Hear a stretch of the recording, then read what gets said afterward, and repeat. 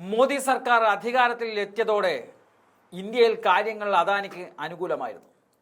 മഹാരാഷ്ട്രയിലും അയോധ്യയിലും അടക്കം കോടികൾ വില വരുന്ന ഭൂമികൾ അദാനി ഗ്രൂപ്പിന്റെ പേർക്ക് തീരെഴുതാൻ BJP സർക്കാർ മത്സരിക്കുന്ന കാഴ്ചയും കണ്ടു.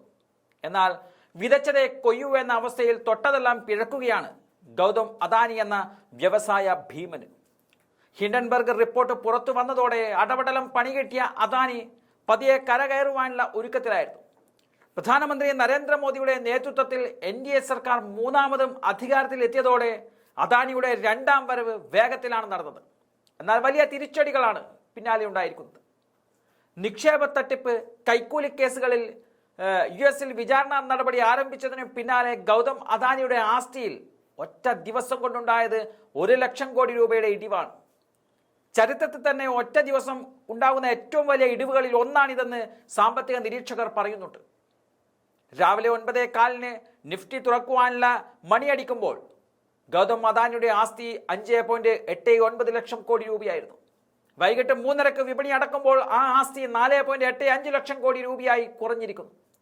6.25 മണിക്കൂർ കൊണ്ട് 1 ലക്ഷം കോടി രൂപയുടെ കുറവാണ് ഗൗതം അദാനിയുടെ ഓഹരിയിൽ രേഖപ്പെടുത്തിയത്. ലോക ചരിത്രത്തിൽ തന്നെ ഇത്ര വലിയ വീഴ്ച അസാധാരണമാണ്. ഫോബ്സിന്റെ റിയൽ ടൈം ബില്യണർ പട്ടികയിൽ 25ാം സ്ഥാനത്തേക്കും ഗൗതം അദാനി വീണു. ഗൗതം അദാനിക്ക് മാത്രമല്ല, കുടുംബത്തിലെ വലിയ ഓഹരി ഉടമയായ വിനോദ് അദാനിക്കും മക്കൾക്കും മരുമക്കൾക്കുമെല്ലാം ആസ്തിയിൽ വലിയ ഇടിവാണ് സംഭവിച്ചിരിക്കുന്നത്. 2000 കോടി രൂപ കൈക്കൂലി കൊടുത്ത് സൗരോർജ്ജ കരാർ നേടിയെന്ന് US കുറ്റപത്രത്തിൽ ആരോപണം നേരിട്ട അദാനി ഗ്രീൻ എനർജിയുടെ ഓഹരി മൂല്യത്തിൽ 20% ഇടിവ് രേഖപ്പെടുത്തിയത്. 20%-ലധികം ഒരു ദിവസം വിറ്റഴിക്കാൻ ചട്ടം അനുവദിക്കുന്നില്ല എന്നതിനാൽ മാത്രമാണ് വീഴ്ച അവിടെ അവസാനിച്ചത്. Adani port, Adani energy solutions എന്നിവയുടെ ഓഹരികളിലും 20% ഇടിവുണ്ടായിട്ടുണ്ട്. ഗൗതം അദാനിയുടെ വ്യക്തിപരമായ ആസ്തിയിൽ 1 ലക്ഷം കോടിയുടെ ഇടിവുണ്ടായപ്പോൾ അദാനി ഗ്രൂപ്പിന്റെ വിപണി മൂല്യത്തിൽ ഒരു ദിവസമുണ്ടായ ഇടിവ് 2 ലക്ഷം കോടി രൂപയുടേതാണ്. അതേസമയം കൈക്കൂലി കേസിൽ ഗൗതം അദാനിക്കെതിരെ അറസ്റ്റ് വാറന്റ് പുറപ്പെടുവിച്ചിരിക്കുകയാണ് ന്യൂയോർക്ക് കോടതി.